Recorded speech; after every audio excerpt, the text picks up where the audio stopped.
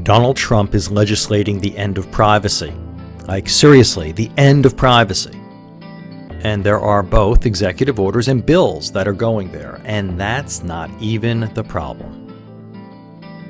While I've had plenty to say about Donald Trump, and very little of it is good, Answer Guy Central is not a political outlet. We talk business here, and my concern is where business and the end of privacy intersect, and oh boy, do they ever. Now, other than his administration's gesticulations about demanding social media passwords from foreigners, this story is not really about Donald Trump. But the end of privacy issue, Trump-related or not, is coming to a head. The business process and business change issue is how you make the best of your position in the privacy debate. And our 45th president's moves as he fumbles toward his vision of the new normal has got me thinking. Back in 2010, I suggested that privacy was a silly thing to worry about, and I don't really believe that. But speaking pragmatically, the idea of privacy is kind of quaint, and it's certainly new. Curtained windows and doors with locks didn't even exist for most people until just a few hundred years ago. And a not small number of people still have no real privacy, and they don't give it a thought. So now, full disclosure.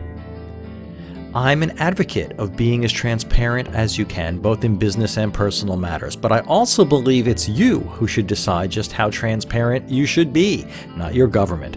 And note that I phrase that as your government, not government. This is a place where the idea of vetting foreigners actually has merit, right? Not everything Mr. Trump's administration suggests is completely off base. But now back to today's message. At around the same time I made my point about what a mess a debate over the end of privacy was going to become, I wrote this story about who owns your email. Speaking from my not an attorney position, I came down pretty hard on the New Jersey Supreme Court. And in the 7 years since, very little to counter what I wrote then has happened. If you own the computer, you can look at its contents.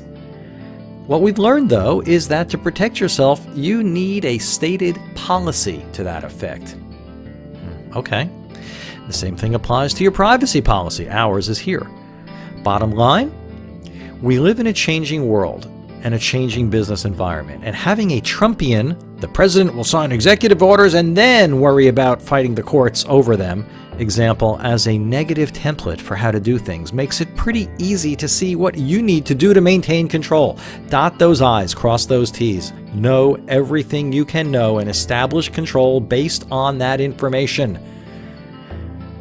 Not sure you know the best way to handle all of that? It's okay, drop us a line. We'll review your business processes and it's free. I'm the Answer Guy, and I'll be back.